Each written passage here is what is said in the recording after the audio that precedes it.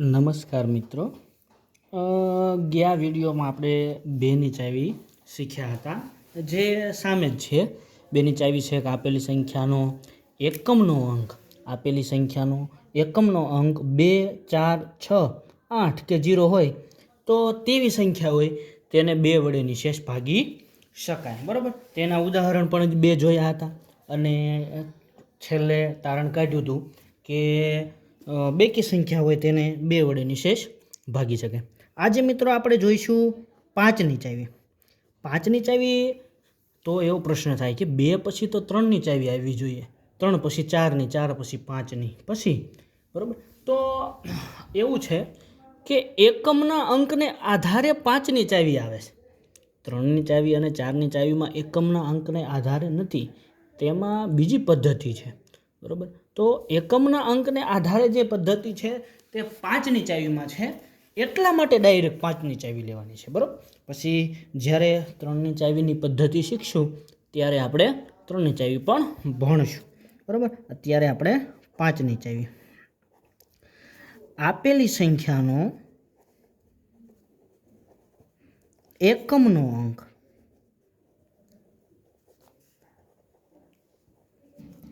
5 કે 0 હોય તો આપેલી સંખ્યાને 5 વડે નિશેષ ભાગી શકાય. બરાબર, બેની ચાવી જેવી ને જેવી ચાવી છે, માત્ર ને માત્ર અંકોનો જ ફેર છે કે આપેલી સંખ્યાનો એકમનો અંક 5 કે 0 હોય, 0 હોય. બરાબર, તો એવી જે સંખ્યા હોય એને 5ની ચાવી લાગે, એને 5 વડે નિશેષ ભાગી શકાય. જેમ કે ઉપરની જ સંખ્યા હું લઉં છું 2520, તો આ સંખ્યા છે તો એનો એકમનો અંક 0 છે, તો આને 5 વડે નિશેષ ભાગી શકાય.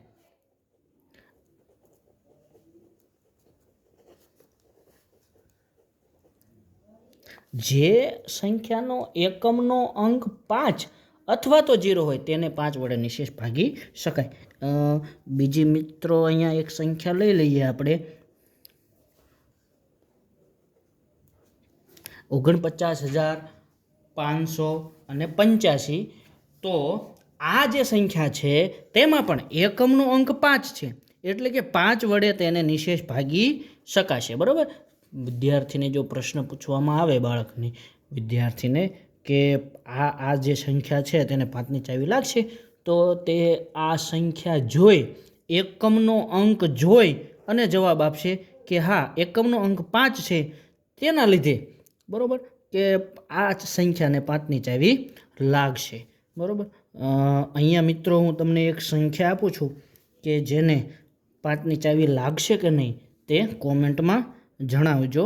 અને જો અમારો વિડીયો તમને સારો લાગતો હોય તો વિડીયોને લાઈક કરો, શેર કરો અને અમારી ચેનલને સબસ્ક્રાઈબ કરો.